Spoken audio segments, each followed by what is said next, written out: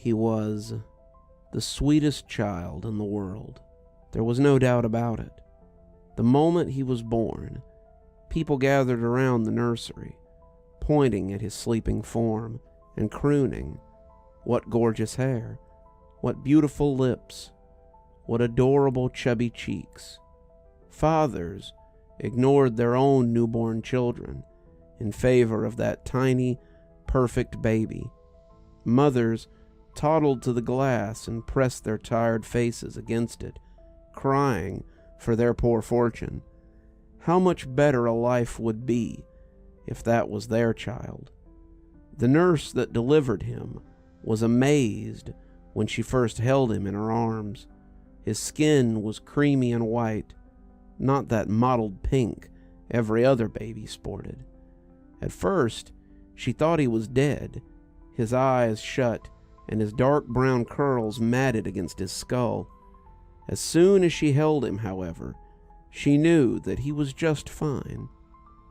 He opened his eyes and looked at her with all the intelligence of an adult, breathing calmly and wrapping his tiny infant fingers around a loose strand of her blonde hair. He never cried, not once, and his mother worried from her bed, sitting up and crying out at the nurses that so lovingly cradled her child. "My baby, what's wrong with him?" Her voice was weak, her eyes fluttered as she exhaustedly fumbled at the bed sheets that she was swaddled in. The nurse glared at her over this perfect baby's head and snapped at the woman. There was nothing wrong with the child. There would never be anything wrong with this child. Reluctantly, the nurse snipped the child's umbilical cord and set him gently in the nursery, lovingly kissing his head and promising that she would come back for him. Later that night, the nurse quietly tiptoed back into the mother's room, a hospital-issue pillow clutched calmly in her hands. She smothered the mother, silently and cleanly, with no one the wiser. The child would be hers, no matter what she had to do for it. She would kill 1,000 women to get her hands on that lovely little boy. Swiftly, she crept back into the nursery, bending over the tiny crib that held her angel. Crooning, she told the baby boy's stories of how she would love him as he grew, and how well taken care of he would be. The nurse didn't even hear the man sliding into the nursery behind her, a scalpel held firmly in his left hand. She didn't feel the cold blade slide delicately across her slender throat. She didn't feel the two sides of her skin part cleanly when so gently coaxed by that clean blade, nor did she feel the slick gush of blood out of her neck as she happily died, her fingertips gently caressing the child's gorgeous face, even in the last throes of death. The man who had so proficiently murdered the nurse stepped over her dying body, a look of absolute adoration plastered on his face. Without a word, he picked up the child and stole out of the hospital. Behind him, every nurse and doctor in the maternity ward went insane looking for the child. It was a serene summer night outside, warm enough for the man to carry the baby back to his apartment, leaving his car and his very pregnant wife back at the hospital he had so deftly escaped from. When he arrived back at his apartment, he did not sleep. Instead, he sat the tiny, beautiful boy on his bed and just watched him. For 14 days, he watched the child, only moving to feed it and bathe it and give it all the care it needed and more. The baby was the center of his universe. Soon his wife came home, with a mouthful of angry words to toss at her neglectful husband, and a tiny baby of her own to care for. You left me alone at a hospital to have a baby all of your own? Not a word from you? I thought you were dead, Adam." She threw her purse furiously at her husband, who had yet to even look at her. The baby in the stroller she had been so lovingly attentive to before opening the door was left back at the entrance to the apartment, the child inside it woken by its mother's piercing shriek. When the mother walked up to kick the man she so violently and suddenly despised, she laid eyes on the most perfect child that she had ever seen. It was a tiny, glowing white child with huge black eyes and the most flawless dark curls on the face of the earth. Without hesitation, she leapt towards her weakened, starving husband and choked the last bit of life from him.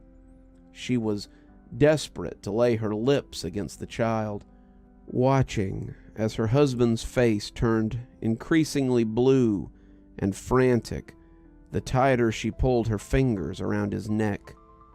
Moments later, she was on the bed, wrapped as tightly around the darling baby as she could be without harming it. She drank in its warmth, ignoring the increasingly distressed cries of her own child.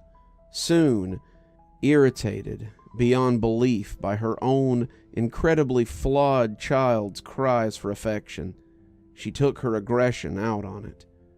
Leaping up from the bed as quickly as she could, not wanting to be away from the vision of beauty sleeping serenely on her bed for too long, she picked up her child with one hand, slamming it fiercely against the wall of the apartment until its head was a mashed mess of blood, bone, and brain bubbling out, dirtying her hands.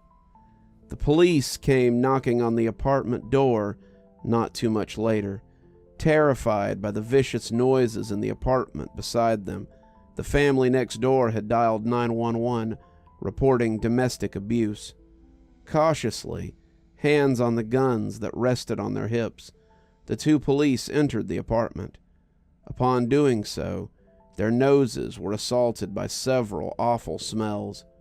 Rot, death, the smell of someone who had been sitting in their own filth for 2 weeks, wafted through the air of the stuffy apartment.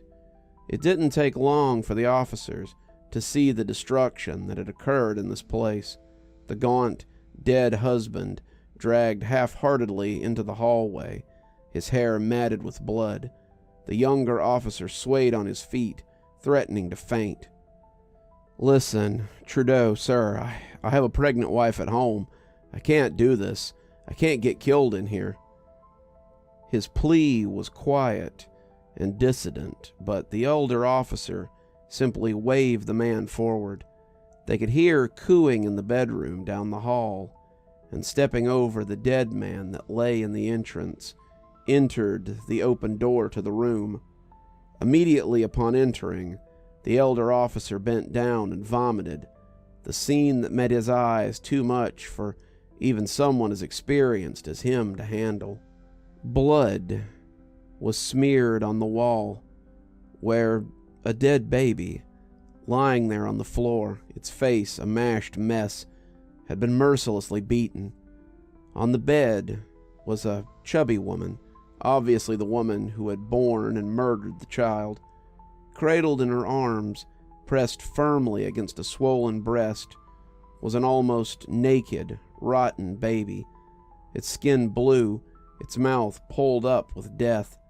She was whispering to it sweetly, the most contented look on her face. The younger officer, however, was calm. It was clear what he had to do. The woman held an angel, and he wanted it. Such a perfect child had never existed. The decision was easy to make. Pulling out his gun, he shot the woman once in the head, delighting in the explosion of the gorgeous crimson that fanned out behind her. The younger man's companion turned, a look of confusion on his face. Immediately, he was met with 2 bullets to the left eye. Smiling, the younger man watched his friend slide back against the already bloodied wall behind him. The baby would be his, and no one would stop him from taking it now. You're still here. Thanks for stopping by. Dr. Plague here. Always a pleasure to see all my new and old viewers coming by for another one of my spooky tales. If you'd like to support the show, you can always take part in one of our channel offers through Fume or Aura, or you can just click on another video when they come up. I'd really appreciate it. For our newer viewers, we also have lots of playlists and other things if you'd like to get caught up. I know some of my series have been going on for quite a while. If you'd like to get my latest book, there's a link down below that'll take you to my Amazon page. Towesey Homestead just came out, so if that's something you'd like to get your hands on, go ahead and have a look down there. If you'd like a signed copy, you can go ahead and email me from my email address on the site, and I'll get with you about shipping information and ship you a signed copy. If you'd like to support the channel in a more monetary fashion, we also have membership through YouTube, and we've got a Patreon that you can get the information for in the description. We have lots of tiers and everything to suit your needs. Patrons that support on the $10 tier, that's our Ghostly Reader tier, get a book anytime I write one, signed and on their doorstep. As you may have noticed, there's a list of patrons and members on the screen, and I'd like to personally thank every one of them for taking a hand in the future of this channel. Well, that's enough for tonight. Dr. Plague, signing off. Have a wonderful evening.